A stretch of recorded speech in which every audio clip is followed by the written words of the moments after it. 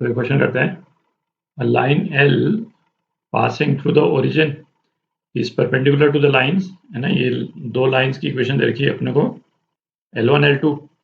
तो क्या पूछा है, then the coordinates of the points on L2 at a distance इतना from point of intersection of L and L1। Question में क्या दे रखा है, क्या पूछा है, एक बार उसको देख लेते हैं, है ना। दो तो अपने को लाइंस दे रखी हैं, है ना। 3D में है तो आप उस तरह से विजुलाइज नहीं कर पाइएगा, है ना। ये दो लाइन तो L1 L2 हो गई, और तीसरी लाइन L जो है दोनों पे परपेंडिकुलर है ना। चूंकि ये 3D में है तो ये परपेंडिकुलर इसमें 2D में दिखेगी नहीं आपको। और ये तीसरी लाइन जो है वो, है ना, L1 L2 पे परपेंडिकुलर है, ठीक। तो फिर अपने को क्या देखा है ना, ये लाइन L कि L और L1 का जो पॉइंट ऑफ इंटरसेक्शन है, ये पॉइंट ऑफ इंटरसेक्शन, इसको अपन P बोल देते हैं। ये L2 से √17 के डिस्टेंस पे है। तो ये पॉइंट P जो है L2 के कुछ पॉइंट से √17 के डिस्टेंस पे है। तो ये तो अपन पहले भी डिस्कस कर चुके हैं, है ना। दो पॉइंट्स हो जाएंगे L2 पे, जो कि पॉइंट P से ये √17 के डिस्टेंस पे है। इन पॉइंट्स को अपन Q1 Q2 बोल देते हैं। तो हमसे क्या पूछा है, Q1 Q2 के कोऑर्डिनेट्स पूछे हैं, ठीक।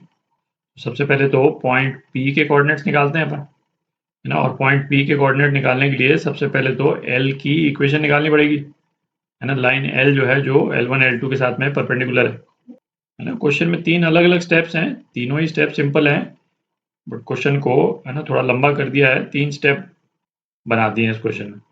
पहले L फाइंड करो, L के बाद में P फाइंड करो, और P फाइंड करने के बाद में Q1 Q2 फाइंड करो, ठीक। करते हैं एक-एक करके। अच्छा, पहले तो ये देखें, ये L1 L2 की जो इक्वेशन अपने को दे रखी है, पैरामीट्रिक फॉर्म में दे रखी है। ये बेसिकली लाइन पे जो अलग-अलग पॉइंट्स हैं उनका पोजीशन वेक्टर दे रखा है, ये दिख रहा है।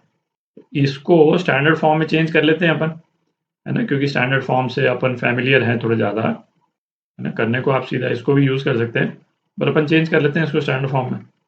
तो L1, है ना, लाइन L1 के लिए अपन कर रहे हैं, x अपने को क्या दे रखा है, 3 + t, y क्या दे रखा है, -1 + 2t, और z क्या है, z है 4 + 2t, ठीक।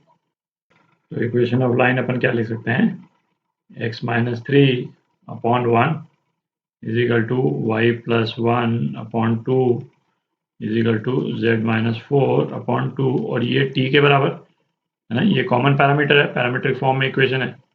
और इसी तरह से L2 लाइन की इक्वेशन, है ना, ये भी स्टैंडर्ड फॉर्म में क्या हो जाएगी, x - 3/2, है ना। ये दूसरी इक्वेशन ले रहे हैं अपन, = y -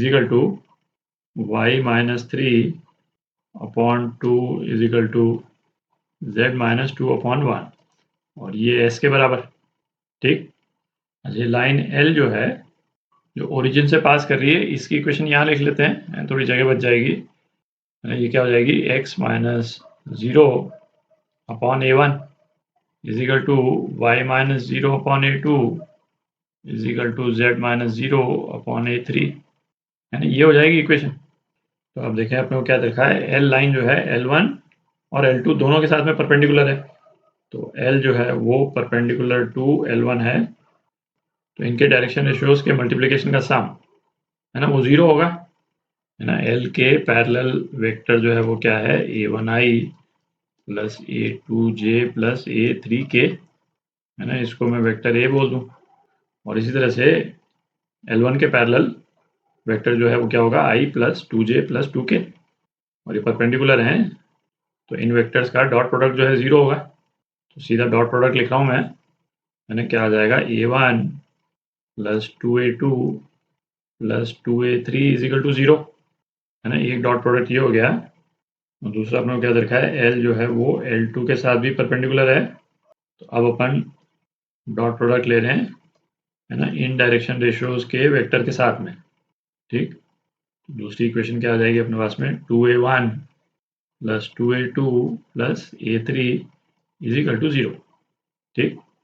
तो a1 a2 a3 की ये जो इक्वेशन आई, इसको अपन सॉल्व करेंगे तो क्या रिलेशन आ जाते हैं अपने पास में, a1 तो a3 के बराबर, है ना, दोनों को सब्ट्रैक्ट करते हैं इक्वेशंस को, तो A1 A3 के बराबर आ जाता है और दूसरी इक्वेशन क्या आ जाती है 2A2 is equal to -3A1। ठीक, थोड़ी जगह बनाते हैं। तो अब अपन जो L लाइन है इसकी इक्वेशन लिख सकते हैं, है ना, क्या हो जाएगा x अपॉन A1, है ना, A2 A3 को A1 के टर्म्स में लिख दें अपन, तो ये क्या होगा y अपॉन A2 क्या है -3/2 A1 और is equal to z upon A3 भी A1 के बराबर है, तो ये कैंसिल आउट हो गए। तो ये इक्वेशन आ गई अपने पास, तो ये इक्वेशन आ गई, है ना। अब अपन पॉइंट ऑफ कॉन्टैक्ट P निकाल रहे हैं, लाइन L और L1 का इंटरसेक्शन, तो इसको लैम्डा से इक्वेट कर देते हैं। पॉइंट P के जो जनरल कोऑर्डिनेट्स हैं लैम्डा के टर्म्स में क्या हो जाएंगे, लैम्डा -3/2 लैम्डा और लैम्डा, है ना, ये कोऑर्डिनेट्स हो गए। तो अब ऐसा करें, इसके x और y कोऑर्डिनेट्स को अपन यहाँ पे डाल देते हैं।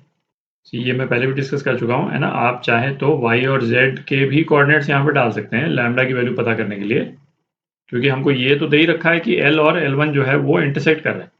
तो x और y को आप लें या y और z को लें, है ना, लैम्डा की वैल्यू सेम ही आएगी।